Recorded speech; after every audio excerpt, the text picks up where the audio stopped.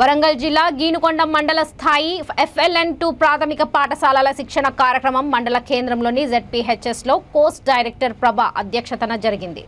తొలి పలుకులలో కోర్స్ లక్ష్యాలు, శిక్షణ కార్యక్రమ వివరాలు వెల్లడించారు. FLNO M బాలకుమార్ బోధన అభ్యాసన ప్రక్రియలలో వచ్చిన మార్పులు, పర్యవేక్షణ విధి విధానాలు, విద్యార్థులలో సాధించాల్సిన అభ్యాసన ఫలితాల గురించి వివరించారు. RP లక్ష్మీపతి మాట్లాడుతూ తెలుగు భాష బోధన లక్ష్యాలు, పాఠ్య ప్రణాళిక తయారీలో వచ్చిన మార్పుల గురించి చక్కగా వివరించారు.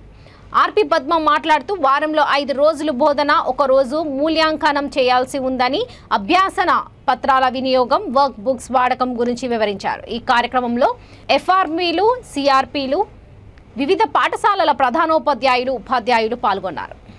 Second period, third period, fourth period, మూడవ, నాలుగవ తరగతులకు సంబంధించి 5 పీరియడ్ ఉంటాయి. మన బోధన ప్రణాళిక పుస్తకం లోపల ధ్వని గుర్తింపుకు సంబంధించి ఈ క్రమంలోనే కృత్యాలను పొందుపరచడం జరిగింది.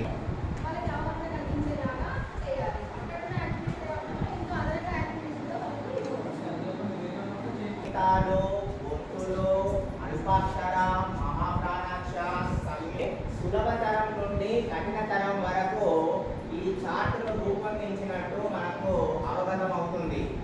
కాబట్టి మనం ఎప్పుడైనా కానీ ధ్వని గుర్తింపుకు సంబంధించిందంటే ఫస్ట్ పాఠ్య పుస్తకము ఉండాలి, దాని పక్కకు నిన్న చెప్పిన విధంగా